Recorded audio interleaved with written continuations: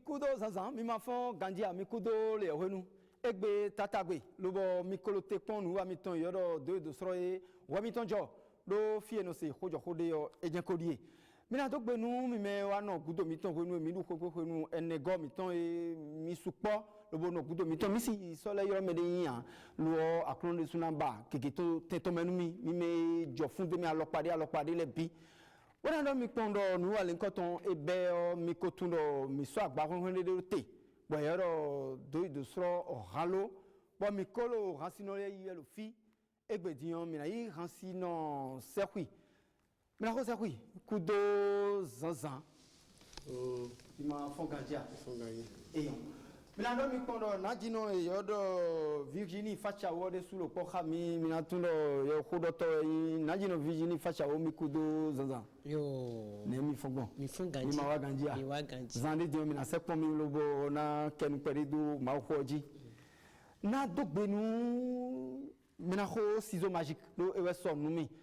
na ho alo to no e sekpen de su mi ka juro na euro vlavo na zone ya lo pade mi na ho 61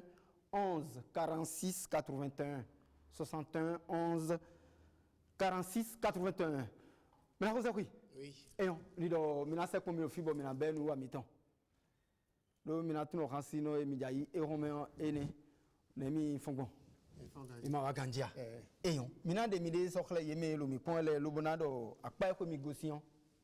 nyo ino yo mi do Diego Vincent de Paul bo ransino en continue in circuit ngo single hwe do save quand même eyon ye khle do mi wa nu wa do sro o ranlojio mina na mi ye bo mina be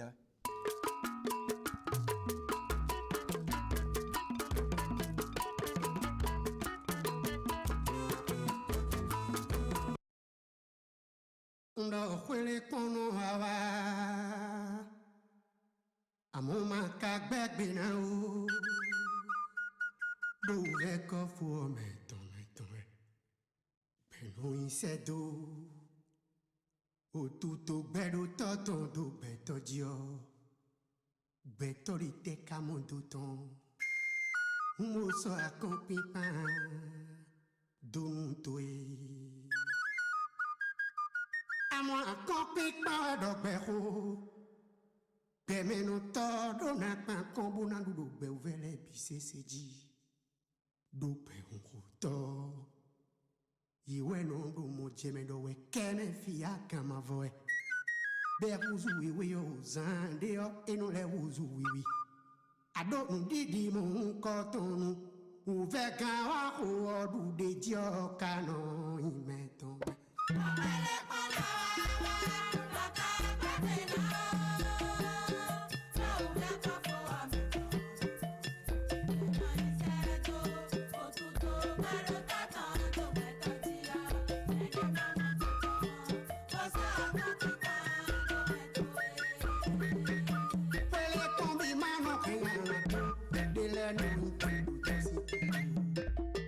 Kazumi awadi Odai bo mpele ko ahu Uveno da dobego Ubono soto ye wikame Mwezo mo mbufuneo Buto wenu hoyo badu mojeme Sewe la bani waje undosunfe Eje umba foto bite bididi Dakawili bezeo eni kakao Aligoto musundo Itono kuwaje titono Itoile enijwe Itoto ede unakmali Tobala patore kunimwe Alito ede nududo Edo dakeyo Nuye hawa numiuwo Ehomeo Unanadu mafotuwe Akuye dosu tetineo Oya satome bupon Unamu kadibuna so idekwe Ungonwe do kumafowe Beje kwe bo usuto kuma Agbabono tutomobo Uwe do etonose Nuwe do etonowa Bele abukame kudo Emina sila dada Mohima kwalio Bodona Bakwali tue do pedeko Nkusona na temo nkowio Ache nkuna weneo Kede kukupetu ijibo Una vudu petu eme Una le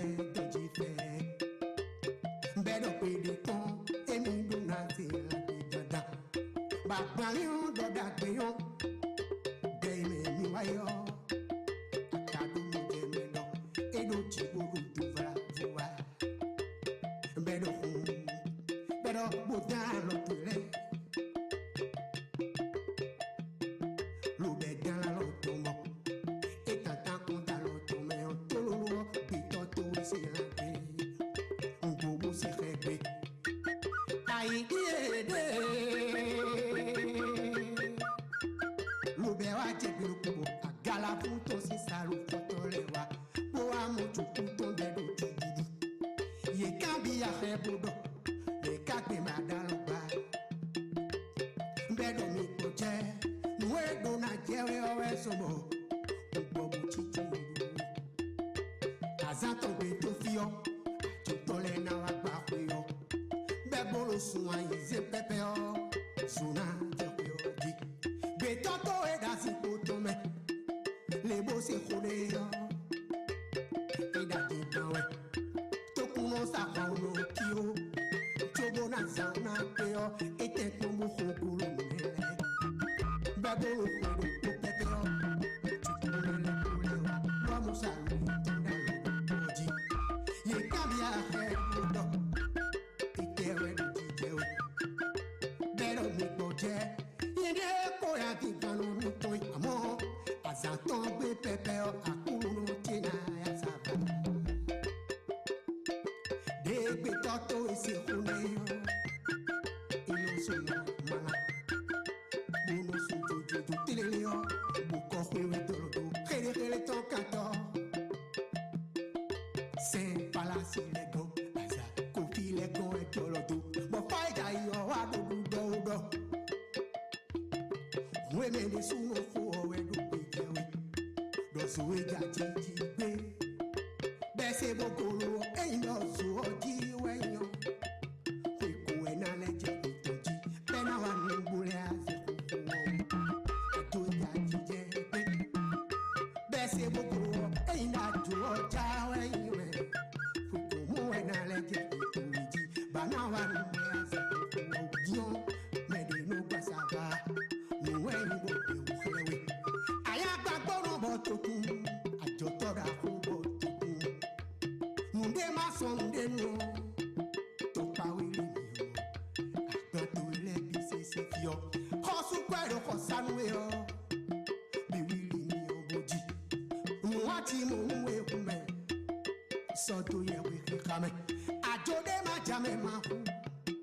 so we do e wati mo mu ebu no so do ye we fi kame do akulu no mano ko pe mi pede no wi wa ton le bi we no so do no so pe do kan to me fi no ana ko do o tu to na la bi o pe we to lo fe popo no ke to le so ya tu sa sa to do jawan bata no suo ina wa sa jije to ya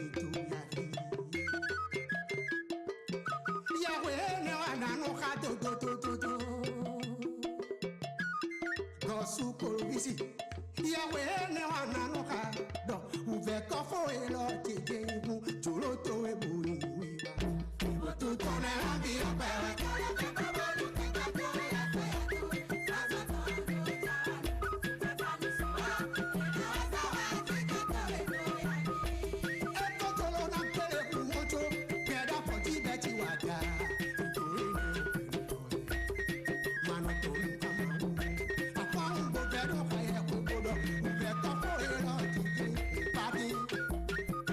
Akuru no to e buri wiwa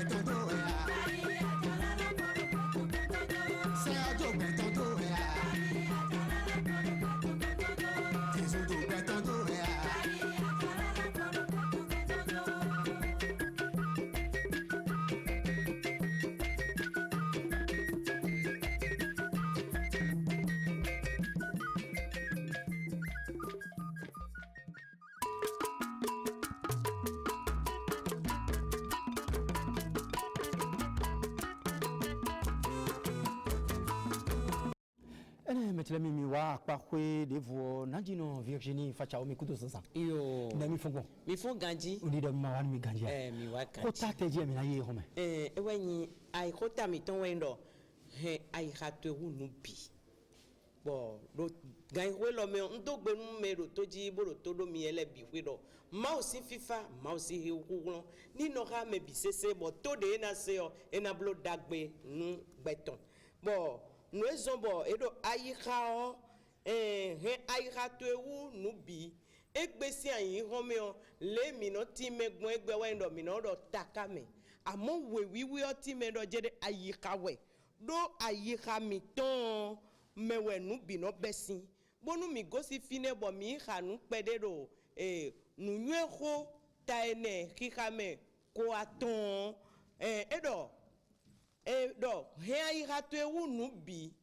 do fie ne we gbetu esin asikande ni do ayiha mi ton we gbe mi ton si asikande yo nu wenyi bo mi do na pon ayiha mi ton le jikanji ewa zombo Jesu wa do lo lukusin wema ta ayizen kikame kan de aton bodo jere gbeto dagbe o bo nu dagbe weno ton si nu dagbe da yiha ton me ewe no de ton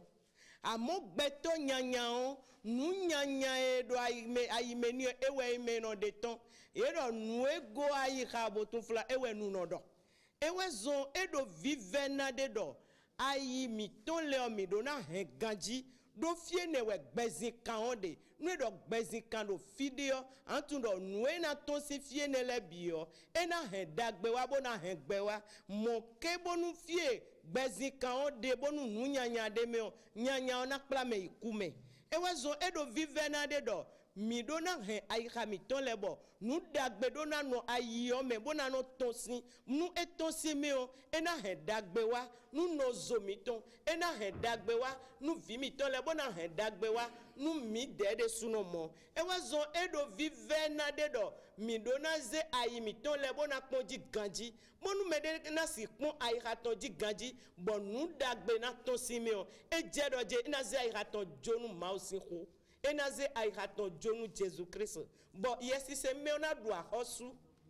do ayiton me ewe nu dagbele na si ton edo atiyan ye ma se wa gben yo vozen do pesi atijine ni do ayiha eyin ayiha dagbe nu dagbe na to si me ni do eyin nyanya si dagbe si to si nyanya me ewe zonu to chelepo fofo chelepo yedo toji do gan ho lo me o ayi ha mi to le mi do na wuli nu kunde ubo na pon ganji do nu ayi ha to edo ganji bo eyin nu dagbe o ewe dagbe na no gbezan to eji ewe nu dagbe na to si gbezan to eme ayi ha to nu eyan ayi ha dagbe o ewe zobo sisi na no wututu nu do sisi mana no wututu ya ena levo go si ayi ha to eme ewe zon to chelepo no chelepo do zanzan dion Jesu Christ bado jere ayi ha mi to ni ya ayi ha dagbe bonu nu dagbe lo ni no to si ayi ha mi to me bona blo mi do ena chen mi khodo to daho najino Virginie fachao o mina ko ma ko kanji lobo khogbe on di bia yin to me e na wa dagbe nu linton le bona zombo mina de afo o dagbe meche mi gbonu mi ni donu kon yi lobo yi khota yi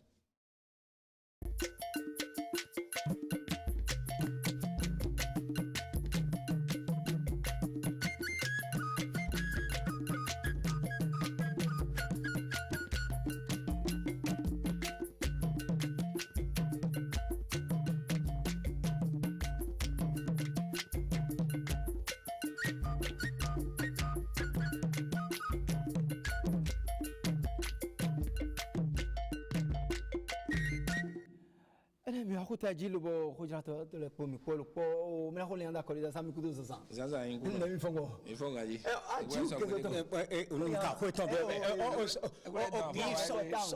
ki son jokporo tunji Felix po to pe na do ye ro meje kon sam gbe me o no wa wende ro to do so fe je khabo na so mi da si po jiro ko to me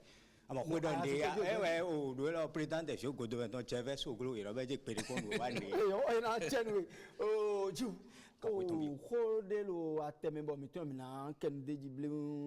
e wa yin le we ma bo ko ja ma le route ka ko do ko gbon fine yin le we ma si ko les d'accord les ça était dit ta on fini in le we ma mi moro mi jamblo dai yo ai délégué gon bona yi we ma da siton e no ko do chaki we me we aye no fo ai de o photo de no photo clé mo no de yo ai de no mi e no do fidele ka bo chaki we no mi moro ko do chaki ne za do fina we azan ne fo lo ko no wa préfecture ana le bo asu chaki we o adade do hune alo chaki we konkon kwene an su do fina o we ma de bo le bo do fina mo no jeji o yin o volé e no jeji o souche mais l'année on l'a vu hier mi ko do chaki tenwe mo jeji mo on demenu do po ani tabe mon coton e wen Kofi Nango bodo dion de mi le gbon na blogbon mi na don yi hwe ko me e hwe o ya do hwe o e sala yin hwe aton de no da yi o e blo yin le ma e na da check ka yi hwe o mo hwe o me be na zan ko akazo hwe délégué gombo we ma de na yero asiton ya nnokwu a ikwo de ako do nkotu we mame do we masi so sin we nu ene lewe na zambo awapo photo ojen we e na denu we jiu we da de dio de menu nago lili ton yen ne lili ton yen ne ko bi o wa me o e ka si ko bi o wa me mo trolo wa lo me don fon si am me ma we ya o ma ton do nu we o naturel ne mi ko do tin o naturel ka bi naturel aha o demen ho kunga ho mi ton o nago ko cho ho ado me amo ho ka puru to fe do bene to mi to be fi o we ma te ka mi do kan je to be tu do be che we ma die bo e hu me konto taklu me pe na no re bo mi tu to mi to be fi bonu gbe to akulu ni de le ba champion me do bene to mi to be fi be na no kara fi amo po bo do me chire e ku so apo teke ko me do mi de fi ne te yo mi po se to ti o e ka so pe ti ya go no to no we done dey e do mo npe ya de azokonu to vile e da azokonu mi bo me ka wa to mi to me o e do na to e ke si e me wa to mi to me a to vile we no bloka dante in jono no bloka dante to ro ko ka dante blo te ko e do mi do ko cho ko mi de le no blo ba to vie ka do na blo e bo e do mo yin le o e we yin me ko so we ma nko e ton do we ma me le o woni ama o so de me da ya bo awayi boja ka dante blo gbe ni o e do danda me bo ana bi o so mi sin we ma de mi ko dodo te o me won lin le o yin do jele egbe lo me sana gon ma no me a we ba de we ma we bo mi na level do a we ma te ka we ma te o le pi o e a tabi e na do de ton do vo a donc e na don be na di bla ku do ko nu e di o e o ma pe ko de ne le pi o me we ja pon bo to blo mo wa tabi e na le so pe to ton defo bo na le yi me do ta ko pe na mi to me do de o si mo je me ba we ndi do me de bi o mo do me chire o kan fran me o pile mi ton le de gbe yo me de sotin ai cambio ya ko me na bi ko to we dio le milita me mon ko to de me le npe a de mi na wa pon to na inu ko me na te sen da pe do bene to me we amo eni do mi ro e na le ple to de fo bole yin ko e ton do we ma me ka bi ne ka na nyona de tedo nyona malu no me hesi hudo nyona de tedi tam nyona de me onu nu we so ejo an so kule de me nu gba sa we yin do o kan hi ho de so de nu to vile kaka de voler numéro do me gegede bo do ko voler no tagbado nu ko tagbado nu ye we no tagbado nu ko tagbado nu ye we nu le pisi nu e ga blo nu yin nu wini gbe do na tun do gbeto do po wo e ko tun bi do te bon ko to ko do fune ni e ma do fune a we na ndian wa na ho kan lo bo na so nko to be na yin nko to e gona won sra yin mi do ka dante do vo bodo le pi do vo do mi amro ni le a che pipa ho ho ton we no jele o le pi sin we ma kada era me de to monsieur ma so ro po era huzu linle de me de da yi one wo mi mo na linle do po nu je we do kan gbedu e but yin esra yin do jele ndo we ma chi apele we o esra yin mo nu me de gbe a mo le awe zo ma do ka dante me bi do na do ka dante amo a choto adwa no me ba choto kle le we yin te ko bolo lo ni pote hude odonde ela chan mi ko che ode mo no ho egbe ton mi na do ko me do ni wa yin bo de me nu do lo mi na ho do de we ni esi ku zan Elle est une vite aussi là quand on a des pots. On lit oui. Mais quand tu peux t'en donner la dobe jiu que c'est ton do la ko jira zo ato in lo boy ko so da si poji ti boy do ti on di do ena hi ena fa godo me la cha me la nye la ko et ya au deuxième ministre deuxième ministre mi do faire le bon mi na mi ye i forte tombo mi na i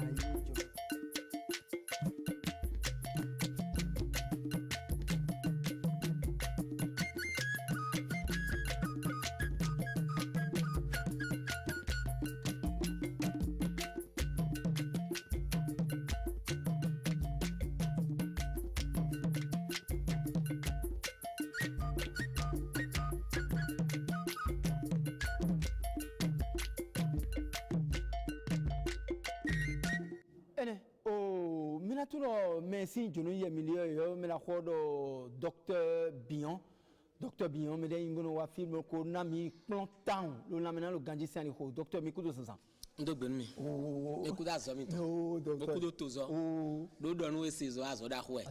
mi de mari do dia mi de tunde wa do e me na tun wa zo ndo gbeton mi do fo ena che mi to gbe na kro no bere to me do chi nfo se pa ikin gbaboy babli balan khosu asin po nu yele ton magbre makumacha ma o gbede me da ko do nu de me le ko mi do gbere bon mi wa mu na mi plan titengbe lo bukado azin kamiton lo gbe konton lo bono tal azin ko da jombo e kale pe fi bidi egbe mi lo para ko won egbe egbe mi lo para ko won fi ta mo mi lede mi lo karavi sin to ko da ko sinu confine vont do po jen face hôpital le aje fini wo pon le an mo bando chez docteur Bion mi lo fini mi le va do come do école you know the groupe F et mi lo gudo to fini do come sin to ko pa pare mi to le bi po fi mi no sa nu gole supo mi si ka e afi apa mo lede beno beje me kun wa zon medi to ko da ko dokun e kere mi doto mi ndo mo dimo mi ndo mo e pachami no mi lo eno beje me kon wudo to je me lo azizono e do e beje kon tantancho wa so ni alo amasinu ko finu be wa ko no sanu me lo bo no zan lo bo no kanju ani azumbo e beje me kon ko chumuna wa so me beje kon tantan me wede ni doto ko de makodo la mena no gaje so atene makodo mo ina gbeje me pon kabi wonle wena mo gbeje agbasa pon na pe vie no yolodo don wuto ezon azon le bi ndo po a bo ye bi kon wa kwewe dide khale do po na gbe nya nen kla yi khale gbon tin mado fibrom enewetin bo ye bi kon wa ndo po zen emo fibrom Cicéron, Sumique, intercavité. Donc pour que l'on vimaji. Attends et pour les bidons finir rien à dire. Et c'est pour dire vieux à dire. Eh bon, tu n'es pas gagné tout. Dans et somme le bouger quoi. Et ma béje quoi, mais c'est moins dire quoi mais d'ordinaire. Et moi c'est tout nouveau finir. Azon léo, il en a calé de pour beaucoup ni you said ben nous better dire. Ouais dire collège de rendre sensible. Mais maintenant on maintenant ça se besoin. Et quand ça se besoin pédie pon choboton mina so atingoto atindo atima bona gbazona nu boy e maka gbeje me okun han ati etesi goto so gbakaja ati etesi do so gbakaja azon teje de bakatun e bo me gbeje pon ni asin ali ko ni do mi ado ku do mo yin yovo si mo le finewe mi ai sun yovo de le boy talo mi mo wen ren ado do ko je mi ko yi na mi yan bo mi no gbeje mi no pon me le na da yo mi no pon me da ya mi no sa atingo to atindo me khopole be yamasene me no sapo nwe egbe lo to me no pon me we ina pon we do azonte inu we do wa me mo weji van yin tata e ma weji van ina pon we bona mo kun je ututu we ede kaka bo akuto no fit to ko da ko me ton de temo scanner de temo fibroscopie ene le bi no gbeje ndende mo kede we mo wadi la gba me lo ton sa azon so me line bo te titi glo be check pri bo bi yo mi de mo timbo mi no si se to mo pon do e kana pa mi yan mo ene no pon kan de le ka do gbe ado kan de timbo e ko me san for this on gbe de pon mo ka je me wo mi de mi no tun do a kan ku ka bi ko do gbe mi ka mi na gbo mi no mi na gbo do mi ko be massage la ba mi to bi ko isadi para ku don o gbo ikon ko to nu fi po mi ko be massage o fle bi ko won etere tie klibo bi di mo ina ko mi interesi me no mo eno pon mi no do ku do ton lo bu no pon chobo no wazo bo mi kala zo ene wa awajije di tenu tan de men mitam ina chen mi awajere ku ba en de mais wa gontier à son temps bon comme dire non numéro ma ozo da ko de wa ndede mais le ouvert wa gonto bon nous le wo nu ka kwe appelle no yegbele ni appelle wo aton no mais de wa na ni melo mi ton me nko yi do fini za de wo zo yin ti kaka so bo monte ba ya appelle et donc mais na melo mi ton bo et donc ko me dire non numéro nde ma je de me wodi ya e si ku na ni melo me de yo a ko me dire wa je da ko yin mo de me oh mina mi plan clé nous mina se ku no kanji la mina no kanji mi plan e ne do to se nous na gbozo no da patu we fi nde na gbozo to we je wa do be no wa no da patu we le ya fo kan mi to le re yovo bo ibula fo na bo asaka mi mo pe we no be atin ko tatin do mi to le re e no ale be no ku de bo inu tun me gbe de na o gbe mi ja egbe diyan azon la mo te mo gbonu we do ve nu nduru to de foton yi wa nu nduru to metan yi to ji to de meji we do e mi no do fi te gbedo yovo kuna du ogo ho bila la to goji o e o mo je ko lo maka se nu yovo ton bo bila la to goji ya e na do azon we le be no ku de bo yi wa nu bon fene bo na don John Jajaledo azon en scientifique bono zomba ino podonu konu nyoko ruzu nyoko do donu konu kwe meton e wa ndo je gbe di kabo e mo paso me fide na no toto mbo bo kwa ideme bo domaine no ma boje ma blodo teo e do te mo blodo we scientifique na wuri me oh docteur Bion minami alo kamiton bo je fi mi kade on mi 95 60 58 17 ndo 95 60 58 17 Kabi 97 31 00 09 ndo 97 31 00 09 do Cotonou hôpital des zones wa nous comptons pon vend de face hôpital lolé amo bandoche e won chez docteur Bion ay para ko mi do wan siru e bu de bu aje wan siru docteur Bion ko yemi do fon me mi do pa fine truru comme mi do fine boy kon so do ko mi wande je kalfo mi ko docteur Bion ko quelqu'un lay point non e da pa wa no temiton mi bua ena chen mi metele mi na to pondo mi pro docteur Bion pour no Paul boy plan mi titengbe le mi na khemi de gbon lo ba no jogjogwe nkana flemindo yeme me no dalo membo ena yin kungban do po anamo tandan ye po mi po lo po bo eno yodo Benin Imo construction e ko lo po khami ti lo mi lo yimo mi na sekpo ye lo na kan ho pede bio ye na jino de pede pour rotation pour eyo mi bo na mi fote signé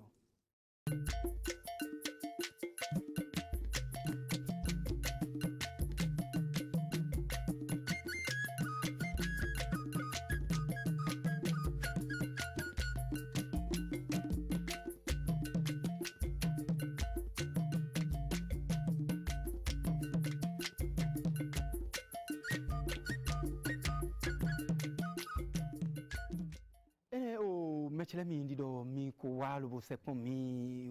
rotation ne mi fongo fonganji me mi ma kanji fonganji o najino de kwe ne mi fongo nanalo o najino konya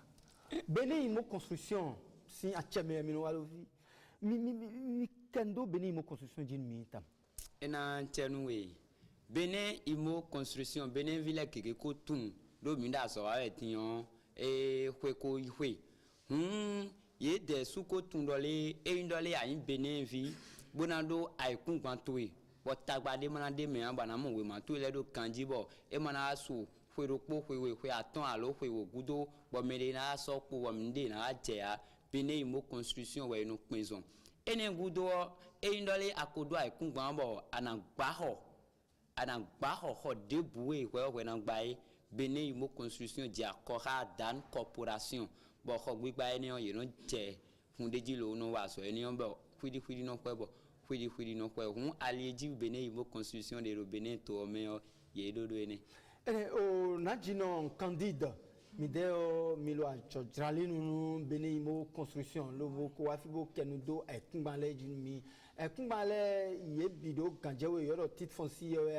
alo de lobodo ami kendo ekungbale jin mi okay me chele mi fon ganjia igbetion mi ba blando hora ikungbale wo ni mi je closing ikungbale kan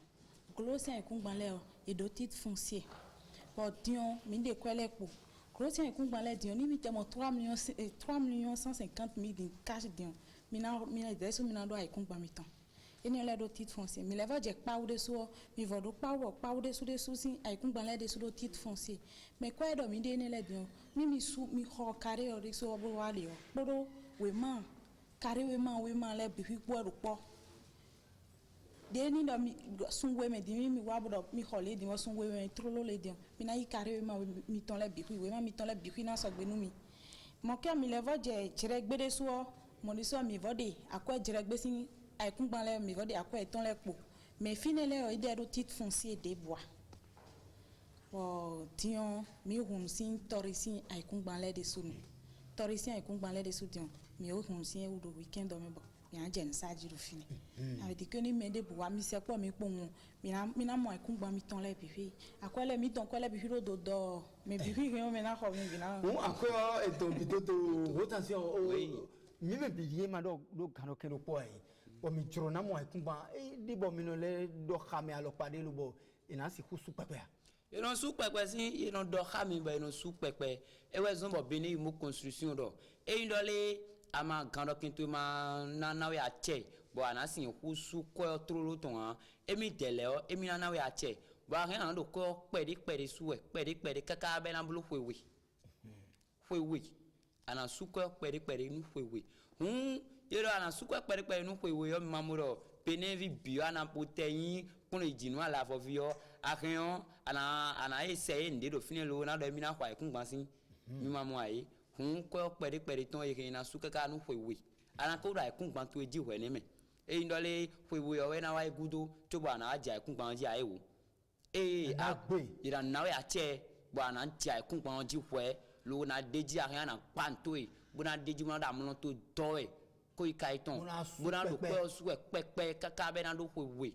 mino le dalo me lo boy no pa ho alo pa de telemo e rien agba mi lo konton be rien agba do e kun ba mo konton leji ay kun gba mi ton leji yo ana tun toro Dan corporation e ye no pe nu kun do ho gbigba do mi kan ho e mi no gba e ho ko ve de be no gba e bi e mi no gba sin entrée coucher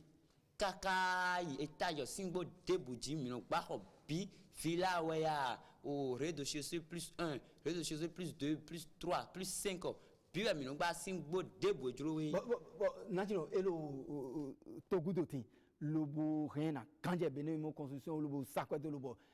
pan mon coton me ay khwa kuma mon coton me ni ami do possibilité ni ando togudo to bona no tombo vote fifa me wade ro don asi akwese do pon ina zo wanu ero fi lisime mi na no ze plante le sedo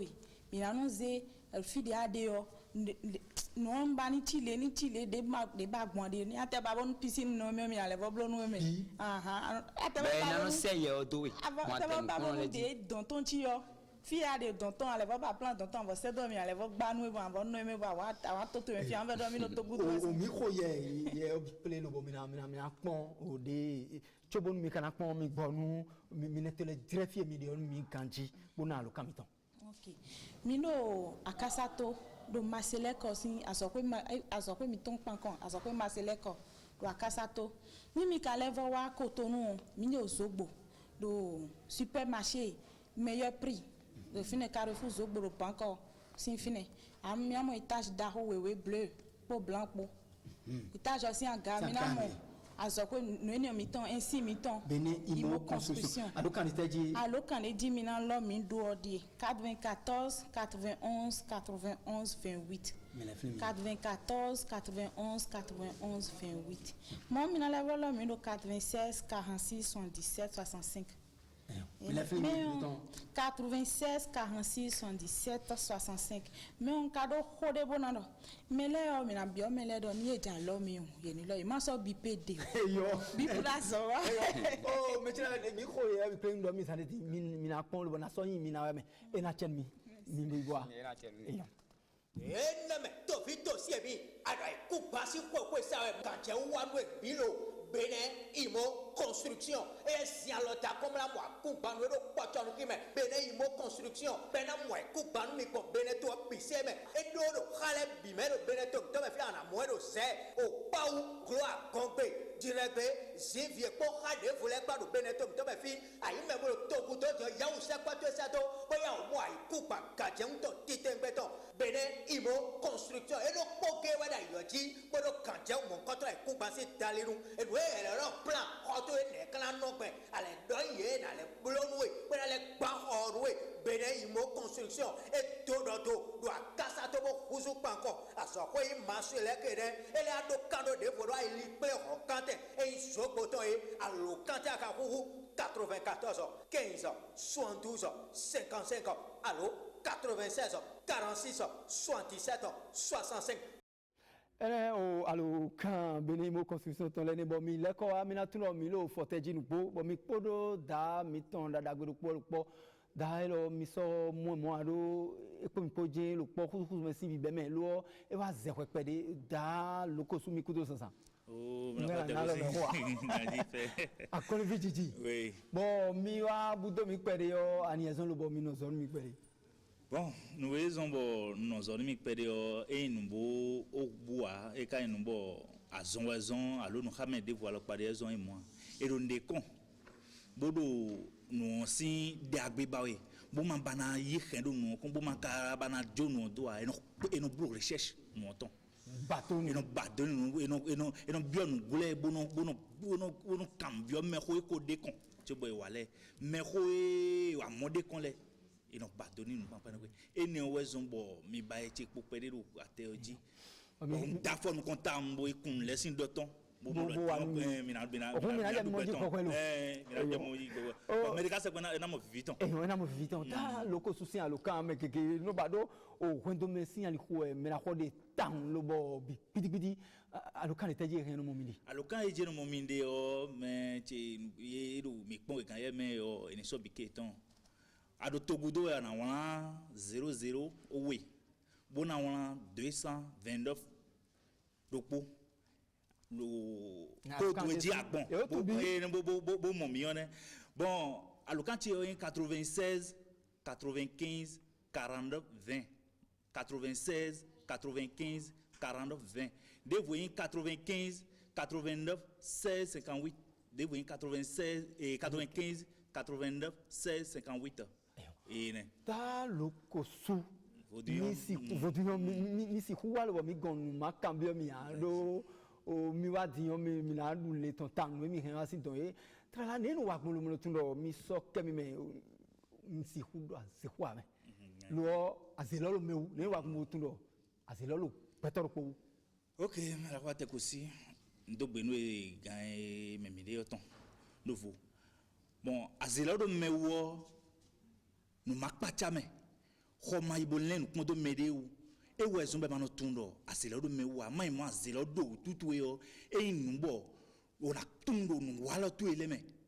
ndudo tu eleme ki o ya idibua boko zo je leje si changer ja ton koligbe yo o so tundo en we on kai blo e kra sumede nu kumea asi ai dabo abona gba zakwe bo le ko wa bo leje kuzo yo o so link mo do en we la dion e kana sumede nu kumea e kana liamede nu kwa so tun ene ribo bo leje kuzo aje duro ni tanji bro tanwe e na wuzu e tanwe e na changer tanwe o ya zo me fi o de da yo e de si fine mo don we wa do e o fi ade bo kan no yo we we no do si se do fi le kan so je yo we ji a bo me do do nu je yo we je se do fi yi to e o mo do tanwe e na changer zande de na wuzu zande de na changer zande de na wuzu zande de na changer zande de na wuzu dépense o e ko do tenu da bono blo de ja di de ko gbe fond de jijejiwe le de gbe kokko no we na fond de jijejiwe e ka fond de jijejiwe o nu e ka inu bo na ido ne ka gbon nu e ka tile o fonte o igbon pa fuda non de legon e te domine e cambio me wendo e ibado ninu e bateau doni bo pondo nu e nkai wa e be kasmo no yakuzo dia mi de o do ba nu mi go alote ko yo no gbondam do ba ni nu do apa en to ko yo no e nu bo jan gbeto do agbe mi de ko me san di o aselidi o yin no gbon ne mi no me de bo to me de bo o povie me de bo o ko me aliten mi de ritam yo no zanteji non zanti ko ba wo de man do ko de même ay on ma sun do on de ma sun do tabo on de ma ble do ko bo kana kan nko to e wa nko to e non to pre non to e vo on na iboa on na noté bona le do ena seje kembo na kambe me ko le nko le o na kan gbe na do di défilé do e kan di bo le ta ro mi batana mi go mi na do nje fun bo mi na ko mi na me la ya ne ko mi beto wa et tu es donc présent tu es juste près pour et au monde qu'on dit coudo ton nous quand on bi to coudo a à khoto egbe khoto ça e besoin na wa faire ça encore dessous non encore non y faire ça do mi ti me dino nu meton je gbegbe ja lo pade nu mo do azilos valavo si kulo me bo nu no kan cho mo lo tun lo je we nata o e ka je mo e do alo pade be no gbon lo mo to si me e do alo pa e do we ndo asi khosa chi fle khosa non mais de bon à l'idée vous so ajo yan vi pe vini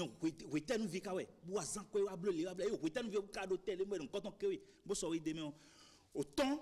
bo ma bon fru khosa re John dio ado khote gbe khote ça ay mo zanto di et na ti menu bo na le déton et na gba de bo ma be ma déton mais bon les déton bon we ndo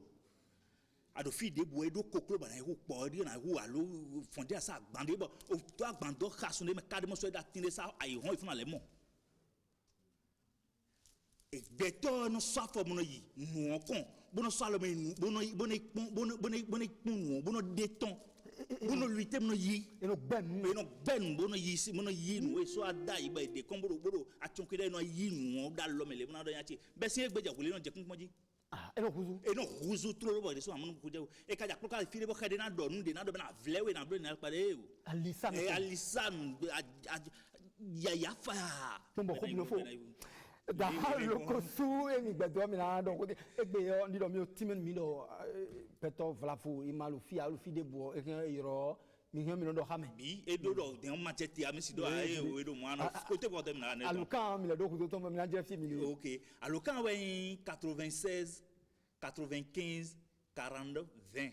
96 95 42 20 we going 95 89 16 58 we going 95 89 16 58 we go ne e bon de sun kado akasato agbangba fi de obu de bo a hanga sun vi na sin pe pa prende e na chen mi dalo ku mi vobo jinja yin lo o ko mi to be mi wa bo e kasra ba mi ko dia e gbere e yo me na ko do Paco Rico wo ko nu so e lobona ko ya e dia pa kweto ya dia de wo to se ko mi o gaji so ke we asan wa lo azakpe kaka gan ho oh ne son mo ari bo egbe tiyan mi lo tape bo akun san gbe jawe tiyan we nu wa le na ne son mo ade o nu si so ko supo yi ho a asan ko vo asan ka vo yo mi na do yin lo ti ma se jadin e ti sun fo we dile ye ko mo gbo to ko mo ko si se mo ko pipon e un ti ma so 16 do ho de za o mo do gbantan mi na kle do agban no ko da agban ton ko o me la ho rischool même lo mi me rischool mi dewelo afoso do tomewe lo bo gbenegbe ye one bo rischool e na do di blind e so randiwe mi no kono kana wa mo nkoto ame mi do mi de be na le dalo me alo mi no kono na jihan kan o amodo rischool si kuku o Paco Rico mate se gbeta de bo a gbeta si to supo o ye na do mo de bodo de artiste da ko to na hugan artiste pevile un tito e da lebe da bona to boy na fe wo da modo njon kon e de do si da anniversaire risque to blonu kaya un 16 bo ye wa ko de za o akuno san gbedin o ye na mo ku je tito de flavo e kan la lo kan de yo 94 71 48 38 94 71 48 38 ye na do bo jeme mo jeme le ka re na do gbenu da po khazun lamalia ye me na no kudo mi to akasa to me na ho de apono e bo kan do gbenu da lo pe lo aguza karo fufine bo ene su pa bo kudo to me mi si le bia e na chelu mi mo pon ni e fon no bia me do e kama o Covid aussi influence ça y est bien. 20 mars 2013 et boulot pour le et remettre le bois riscoul et Jomido et ne oiseaux pas corico. Koto racino petale bipan et quoi de clé le jomele micro ça y est nous viens mi ton péréo. Il y a calmement pas corico et domina bon. L'eau de à quoi mi to et négoce ouais. À quoi ton et il a cassidi mio. Au théâtre de du roi des Attons, le vendredi dimanche 19 mars, Bessie Kenem 16h PVO, chez la Pino et la Sami Tomé à Belle, les Tobio d'Actalo Boya, encore en saut de pas Jomamu, à la Dimalakosu, Couton Aubert, Uno Lamalia, Uno Intercali, Beta, Grand Baobab Tolé, Ménako Hunayon, Maître Ram, Olua Kami, et d'autres Jomel Milako, pour nous chez la Pino, le bon nous est bien à l'eau, nous pouvons tomber l'ici, Jackie de Po, Jackie Way, le calais ici, quoi vidéo, allo, Dio le Poda, encore 94, 11, 48 38, allo 61, 47, 59, 69, ayulo alo kaneo, arre en sorte médaille, kodo chaki a ton point, non vi, les amassi on risque le béyon, et ouais pas rico, et non mi ala soit photo le posto intero, ma conouille de me guélo, mais quand sinon alors pas, when I don't check on les cotons. Docteur Eric Akpo ko mi ko mina tuno yovo pa ko mera hode lobo no wa muna kanu do vimanji sunuton vimanji nyonton ko mi docteur mi kudo sasa o mi nemi le wo mi lo ganji ko gbero mi kudo zo mi to o mi la ma ganji a ça va ani kanu zo lobo nyonu e vlavo e dasu bolo asu khosa bolo asu sekun popoyo no aba fipo azo enozo azo de enozo nyonu sin côté vraiment eno ayabo eno ba fipo nyonu ga na jivi aton ene ba ido ko kana hon ba na ba fipo bo ena kan zugbo ka me go ba salamo azo enozo donc azo de enozo tawo no indo le chomi de mi na tuno a vide ba de no le wezo mino seido et fie machine alopalopale de et yo blo échographie pelvienne. Échographie pelvienne on nous iblo et no clé. Nous d'ahoro nous do a fie lo leo et do le fie lo leo et do le azambili de wa fie on do le que nous si côté yo nous attendons de organes reproductifs. Nous attendons de organes reproductifs et nous demandons à zonje wa. Et non aider nous bon et non je clégbeton blon les big ganji bo e ja mo ko e no ve onia donc mais nous dans les et bleu examen bon mi ay mo azonde no yo xome vodou fibrome kabi kyste kabi myomo bo e jijo filé au filé on e no ve au dessous et ro yo no si xome bo e mo ko bo no gudo ton bo te ko kaka bo e jivi o gudo viono ya zizono bo no fo tegbe bo lo kweza bo lo kwagwe donc agbami ton ko ro ONG fondation mon silo me ro mo le o ndoni do me bini wa bo amomi nu e wa amomi o yin o no zemea e do na zeme e na zeme o e nu dagbelo me ko e to yin no zemea e ndo awa bo ndo le ke we ma ene o ja he wa bo imo we ma bo ndo le ke ene ja zo ba ma do viro pe me fia ye na gbe bo ana mo viro po bo na ji tanda bo ane zumbo sun ko de so sunu si apa ko de so no ba vipo yonu e sunu si akpahwe yo ene o e yan tatan azonde e mo tantan e mi besi la sténospermie l'oligospermie aspermie hypospermie voire la zoospermie considérée comme le pire des cas de la stérilité masculine ene o ado ene jan ba iblo examen e de no yo spermogramme mi se do don ba iblo wa do azonde cité yiro tile debo do yovo pahwe dio wo asi jizia e blo no bio asi jizia de yin we ya zoospermie o azoospermie amasinde na gbo anado nu ekpon we e no gbo gbede a nemi no to khame bon ça n'engage que moi nemi no to khame bon bon e no se ku tonsi nous indo sunu we boni dale blo spermogramme bredo nous azonde inko yiro dileo de budo présent do spermogramme to si résultat dio nous zéro do traitement anablo sunu ya dade ablo sunu ya dade on yewe nando azongo anala blo examen do po spermogramme bo na déclare mais blo traitement elo e ka blo kanji akabi khode do e de po yen do do anawa banando azonto gbo wa na zéro ma e ka na dole azongo bon yonu si akpa ko de so yonu si akpa ko yo no blo le before e ndo awa boni dole ke ki so yan kabi mi yo mo boni zéro traitement bablo azan wo wewe vlame on et no jiso comme bo aka jifo anale blo échographie pelvienne bono dale ke azon ko fine ka be ko so ana mo bona kha eya iblo asamo gbede a eye po fini no na blo boy na vontu ça n'engage que moi docteur gan Eric Akpo mi de yo pa ko mi de bo mina greffier mi de mina na lo kamiton fide mi de se je godome si godome mi de e mi wa se je godome Carrefour o mi yoro mi o mina greffier de mi no mi ko le bi ple de mi wa mi gombo mi kenu claim de mi bo mina pon claim chobo na l'école. Je suis docteur Eric Akpo, spécialiste des questions de stérilité du couple et des affections androgynécologiques. Président de l'ONG Fondation Silo, qui est un centre international de conseil de consultation et de traitement des stérilités et affections androgynécologiques. Nous sommes partis de la phytoaromathérapie pour mettre en place des thérapeutiques très efficaces, capables d'aider nos mamans, nos sœurs, à se débarrasser des kystes, des fibromes et des myomes, sans forcément passer par une césarienne. Nous ne les débarrassons pas des simples accouchements. Nous mettons généralement 10 à 12 jours pour traiter les femmes qui sont porteuses de cette humeur, c'est-à-dire les fibromes, les kystes et les myomes. Également, les hommes malades d'azoospermie qui sont complètement déçus de la vie peuvent nourrir encore d'espoir. Parce qu'il s'agit d'une pathologie dont j'ai la maîtrise parfaite. Pour illustrer mes propos, je vous propose quelques photos des fibromes, des kystes et des myomes. Certains de nos mamans qui en souffraient. Nous sommes basés derrière le CGE Godomain, à 300 mètres du goudron. Les contacts que vous pouvez appeler, il y a le 87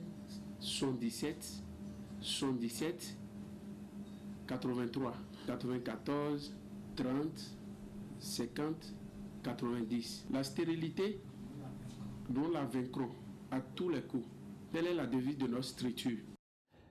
Monsieur le ministre, docteur Akposi à Locan, les films 96 77 77 83 96 77 77 83. Alors 94 30 50 90. 94 30 50 90. Alors le total 97 23 10 35. 97 23 10 35.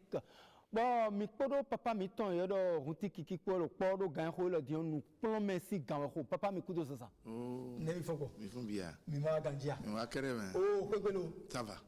Mi to ko na klono. Mi tuno sun me mi de lo wa yin yon lesi sun bo so do te gbe bi me. Bo na kenu do yon si a chewu. Bon banu mi na kenu do yon si khogbe da ho ne mi na kende jinu mi. Yo. Era cher mi kaka o nja donu mero mi pon re pondo jile nyonu ewe nje nyonu wa yin gbe nyonu wa yin ku nyonu wa yin adisi ewe yamio nyonu wa yin keze bla insa nyonu e mo mawo nyonu e da mocho bla mo sunu mi me sun lewe ma lu nu pon ganja mi pon ganji bo to kodo mi amono jile nu sisi da ho nyonu do akrono da ebo na khoron kegeye do peto mi don we nyunu bo ka no peto eri so don da dogo me kaka blon ji blon le no kanji mene di o mamro mene ko do khasi peria ara abi o mawo me di o ro jire akwe mawo vi jesu gon agbon no ton ji na ya ara e ma yinde abulo tenti fine no jije na gbon to mo fi o a e do khoron de do fine no mi to le do khoron din bo mbaro mi me do puro dino na sisi nyon le bo na tun do jire nyonu alode me de o ewe dagba agbade ka dobu do khesi o we zombo mi me sun le no zenu ku vivant de me bo mo lo jire mi jo nyon do na khata no mi sin do won yin bo mi no blo e me mo mi me bi je tun pere do aze nyonu dimbo nu nyonu tite bo mi na gba fi lo do dion e na gba do jenwe nyonu no we do to gba wa nyonu je ka lo le blo bi e jam blo na blo bo fi na men bi amoache adasi beru ko tu me di mo ko mi ro fine di era akuso di akuso do akuso ko na akuso do na mla imla dam no bi do me amno je mi de no do amoy amno je mi no do no chite no je glegbe no loji no je sigri duji e no chi do jile nous wedo perdre la menu mais sont les bon mais sur mon lodge mi wedo nous bo mi no ya wa ze ko mi tan gbada meton bodo nous vivre am lo khayon leji même moi yon nous eze yon do de nous nous wa ton gbonfo akwe kon e di am si zana gbonfo yewe no to le biro pe gbe yewe no blo nu bi yon no gbada kwe adomilia yon no gbada kwe so sunu wa sunu le mo no gbada kwe le o wene nu de don de oni abene do yon le ni mo tendo to fotu de ba jare blo di do mi roji yero no gbada kwe no mi me sunu le no jaju tin ajo sunu we tun ajo wi o ka to ajo de ja ni yon nu janja do yon jaju din aramo ajo si kwikwi de a sunu ka jẹ diyan jajo tẹ pé diyan alamu ala jajo bẹ na do fan sunu ọ̀nà bolo gàgàrà kò múná jẹrọ tali kò. nyɔnu jẹ kanu bẹlẹ mẹmẹ bọlọ tọmẹ do avisi mẹ o. ẹ bẹ nọjẹlẹ nyɔnu ẹ kubo gbẹ ejuru nyɔnu egbe diyan nyɔnu egbe diyan bọnu abiyɔ kanfila mẹ jẹrẹ mẹ ne mi biyɔ nu nyanya mẹ ase mẹ mọ diyan aze do nyɔnu sibo aze ti gan ase tɔlẹ ti gan de do gbẹ ọbẹ biyɔ nyɔnu ẹ kpatsẹ na se. Par exemple, bon, nous font des bolos de rodo et des randis et des tout ya situ gen no jibulo era nyonu ya ko ka do no situ re ko nyoni fait ko te mo ra ntira wa ya donc ye je da che de fine gba che to na nyoni ngbo am o boje to ti wo to de ko to na di nyonu wo e to ko di ko do ye le do nevo fine ma do sinunde me ma do no jire nete jobindo yero minu na no sinde me ama me ko le yero minu na ye tun me ko le tun bo me bi tun bo yo vo tun nyonu mina sik pe viton blanc me ko ton ma we dai ba yin sisi e kan yin ye lo ma pondo ne wu bodo bon de do bon yin de dion e mi ko da su kala ko gbe mo do bon de ya no bibio ko to ko no le ne kana zan ho do ne zan gbo ko do na do ni ko bo pere so na do ni kon yi ni awole bonu nyonu na wada gbe pinwe awole bonu nyonu bonu khoto vive nyonu si nyonu ren ko me ru nyonu sunu me de no je nyonu no do ko me nyonu no do ko chubo funfun ko me ara bo pon de vodun to me de o ma se vodun de yoro oro dion babari ba ni ro ti kan leto kaka nyonu we no asutara bon c'est que nous me menacer à car fini bon yele kan ko mi tubo nyonu wanu edimbo nu ala mo dagbede me o support din dagbede me support din nyonu me no mi to la nyon ye nyon din dagbede me ye ku do ko to ko do so me ka mi si to vo ya mi alo kan de teji mo na mo papa de me le kan bi do nyonu do mi da me ko mi ko zando nyonu me bo ko tunu yi na timel me ugamo yo mi do 97 58 84 40 et la momie 97 58 84 40 et la momie et le revoir chobonu mina fonu wa mi ton o do mi se de ko agbomi gonfi bo mi no aka tatan satellite diffusion egbon fit timbo do mina du pasqua do kanji yo mi we na sin do emi do décodeur dadagbele bo mi ko tun MPEG 4 HD yo diwe ni on le wa lo emi de kwepo na bi emi kale do o mon e azan okulan eno dekhle azan sin na bi azan ye no dekhle mi do mo koton bo le do ajokanu gege DVD ni le a ou faire emi do vidéo projecteur portatif ventilo no ajokon mo koton mi do mo koton le esupo kanji no me no do kodo micro mi do le bokeke akpa mi to sa ni mi wa mi na mo do mi de ekwepo na décodeur do MPEG 4 HD do de no chaki kwaton de mi de kwepo na bi bo mi kana mo ye dagbe go si to yovo to me alo to mi to finalement mo ye masa ho sous info o satellite diffuseur mi lo tepo mi we enasi ni mi na si guru pasqua do gandio do moto mi ton lo to ko me gbon mi ve ko mo moto mi ton debo mi do te mi na mo koton le lo bona o kho lo kutonu to ko me mi kalelo clavier mi lo aconville fine mi lo kokokoji o sel kamosin akpa mi lo o khogbonu e mi kalelo fi gege wa lo kan mi ton ko mi gbe ku mi na mo mi 97 76 39 26 97 76 39 26 alors 95 20 04 40 95 20 04 40. Mina so gbe to som le film métier mi pour mina do mi do alo kan 2 de sorto 97 42 09 42 97 42 09 42. Bonu ni hori vonu.